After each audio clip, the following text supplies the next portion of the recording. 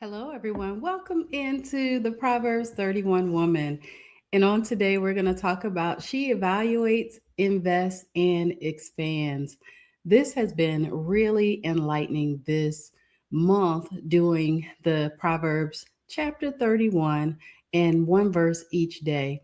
I've been getting so much feedback from everyone from the standpoint of how they're enjoying the messages, how they've been applying the information, and can I just say that nothing works but work, right? So every day, set an intention on what it is that you're going to do and the outcome that you're looking forward to having.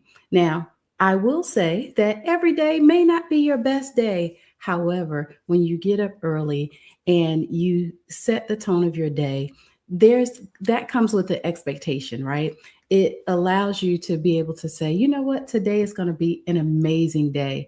And it allows you to go throughout your day looking for the goodness. So, we're going to talk about that just a little bit on today. Proverbs chapter 31, verse 16 says that she considereth a field and buyeth it. With the fruits of her hands, she planteth a vineyard.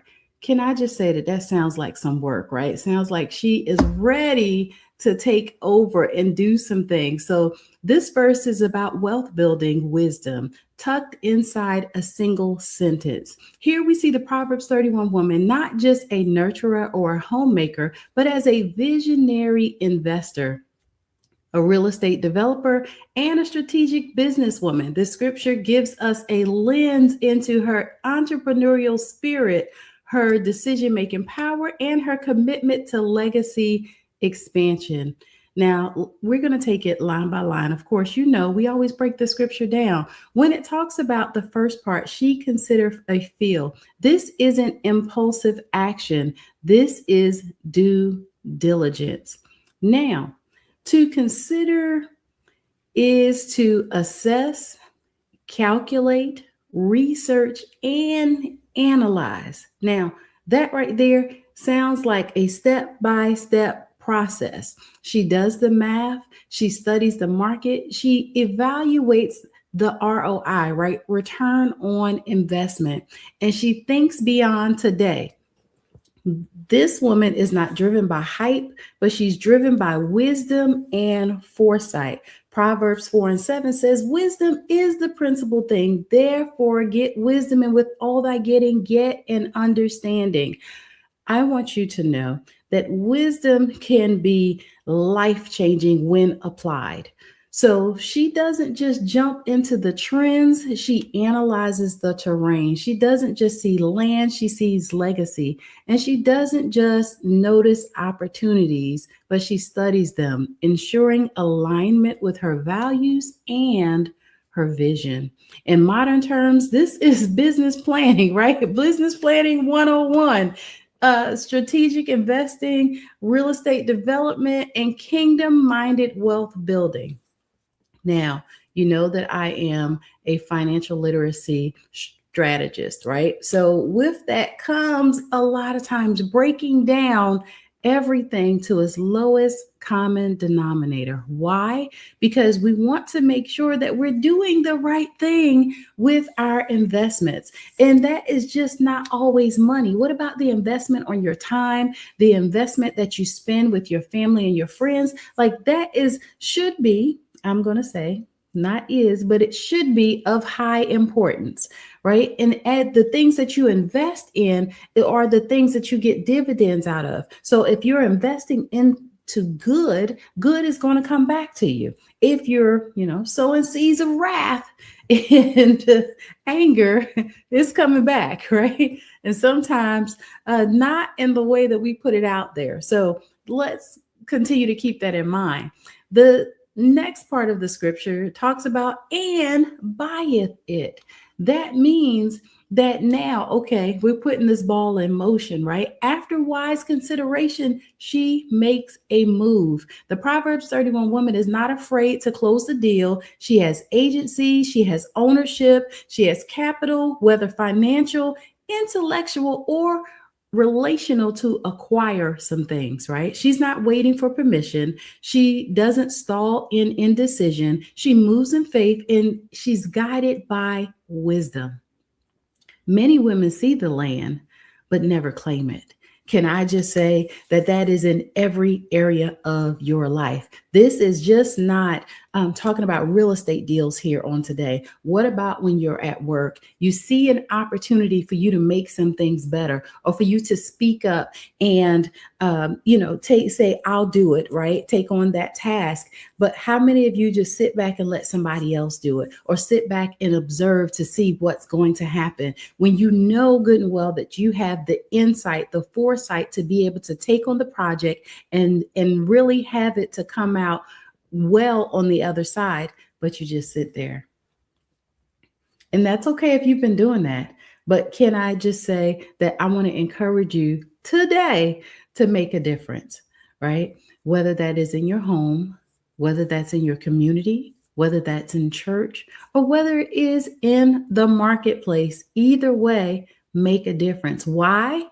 Some people never claim their positioning, right? Because of fear, doubt, some imposter syndrome, or unworthiness, right? Where you feel like you're not worthy enough to acquire the position or even apply. Can I just say, applying for the position, sometimes even when you don't have all of the qualifications, line by line, can be life changing. Why? A lot of opportunities or employers nowadays will give you feedback on the reason why you may not have obtained the opportunity. Now, especially when you're looking for the next position in your current employer.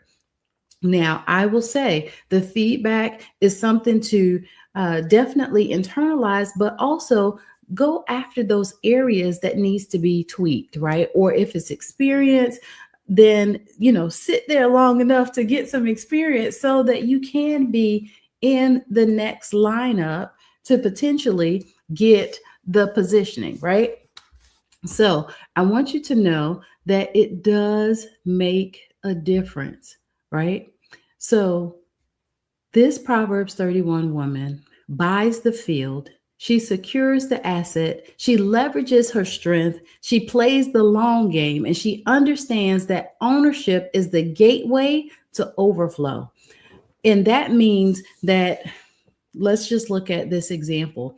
If you are renting, for example, versus owning a home, you are currently investing as a renter into someone else's dream, into someone else's vision, and ultimately into someone else's pockets, right? The goal should be that you have home ownership. Now, I will say that there's a caveat to that, meaning that not everybody wants to own a home, and I get that. However, make it make sense for you.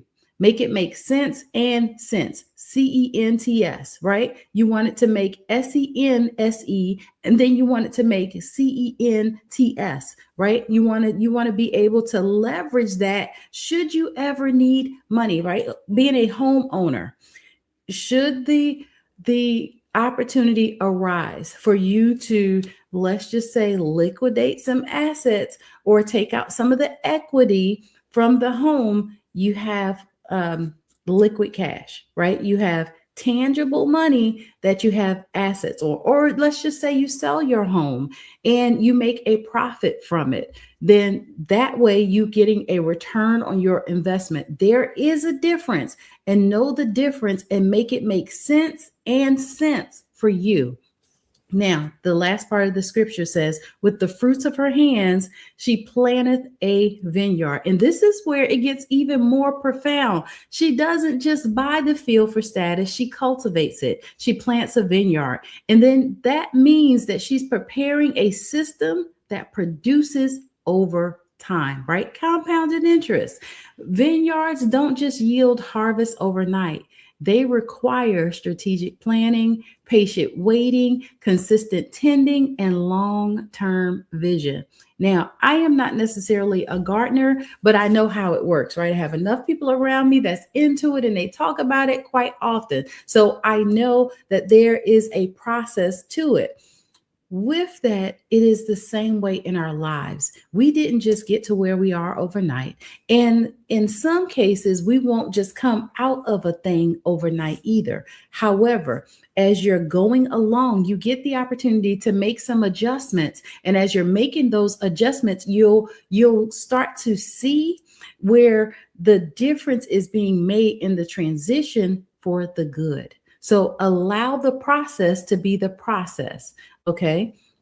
Now, this woman doesn't just plant seeds, she's building systems. She invests her energy, her discipline, her fruit into generational production. A vineyard is a long term asset that produces wine, a biblical symbol of joy, covenant, and abundance. So she isn't just working for income, she's cultivating legacy fruit. And of course, I'm going to give you a modern day story. So we're going to talk about Simone on today. She's a nurse practitioner who saved $10,000 over 3 years through her side hustles and strict budgeting. She studied wholesaling and local land deals. Can I just say that sometimes that strict budgeting is not for everybody, even those side hustles, right? So whatever it is that you're working towards and you're putting your hands to do it, make sure, right, that it gives you joy, because in the process, there are going to be some ebbs and some flows, right? Some hills and some valleys. If that is the case, allow the process to be the process. So after months of prayer and research, she bought a plot of land in her city's developing district. While others questioned her, Simone had vision. 2 years later, the land was worth triple. That's right, 3 times the purchase price. She didn't sell, she built a community clinic, a rental property, and a teaching space for young girls interested in medicine. That's Proverbs 31 power, considering, buying, and planting what becomes provision. So, our insights on today is that this verse teaches us the power of prophetic strategy.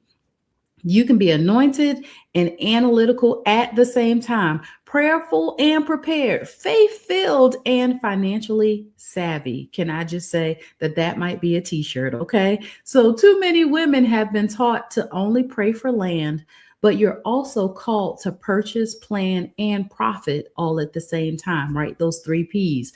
The takeaway here is this: the truth to the matter is evaluate before you engage.